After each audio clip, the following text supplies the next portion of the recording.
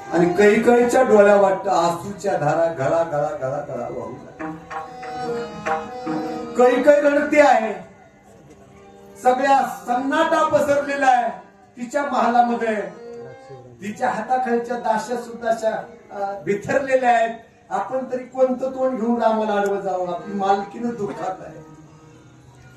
आणि तेवढ्या जगाचा मालक त्या दरवाज्यात येतो आणि हाक मारतो, आई आई तुझा राम आलाय, तुझा राम आलाय म्हटल्याबरोबर तिने डोळे पुसले आणि कडकडून मिठी रामाला मारली. कडकडून मिठी मारली. वाजवत आली, काय फरक पडतो?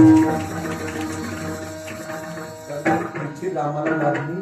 रामाच्याही डोळ्यात पाणी आलं. आई 14 वर्ष वनवासात सगळं भेटलं पण तुझं प्रेम भेटलं नाही. सगळं भेटलं मला, एवढं नाव झालं आई माझं फक्त तुझ्यामुळं झालं. आई मला भरताचं प्रेम कळालं, आई तुझ्यामुळं कळालं. मला दशरथाचं प्रेम तुझ्यामुळं पदरात पडलं. आई जटायू सारख्याचं प्रेम माझ्या पदरात पडलं. आई शबरी माता मला भेटली. आई समुद्रावर सेतू केला नाही, तेही तुझ्यामुळंच करता आला. रावण मारला नाही, तो तुझ्यामुळेच मारता आला. 33 कोटी देवताची बंदी खरं तू सुटका केली आहे, ती तुझ्यामुळेच करता आली. बस हे सगळं खूप गोड आहे. लोक रामायण ऐकतात पण एखाद्या पात्राला इतका दोष देऊ नका. सोपं करून सांगतो, एका गावात नाटक आलं. नाटकामध्ये भीमाचं पात्र ज्यांनी केलं ते असं प्रचंड शरीराचं होतं. किचकाचं पात्र केलं तोही वेगळा होता.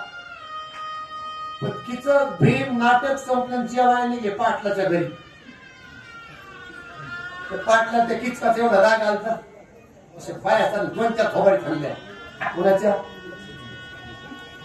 द्रौपदीवर वाईट नजर धुतस. आपल्या घरी अजिबात जेवायला यायचं नाही, जर माग.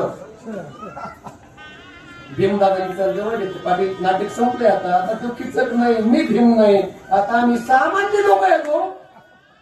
तो किचक नाही, मी भीम नाही, हा राजा युधिष्ठिर नाही. आता आम्ही सगळे माणसं आहे. जेव द्या आम्हाला. पाटलाची मनस्थितीच खराब झाली. पहिलं बघितलं होतं ते काय बघितलं होतं? द्रौपदीला त्रास देतो हे बघितलं होतं. आणि म्हणून त्या पाटला मित्रांनी सांगितलं आपल्या घरी अजिबात यायचं नाही. मला त्या दृष्टीतून बाहेर पडा.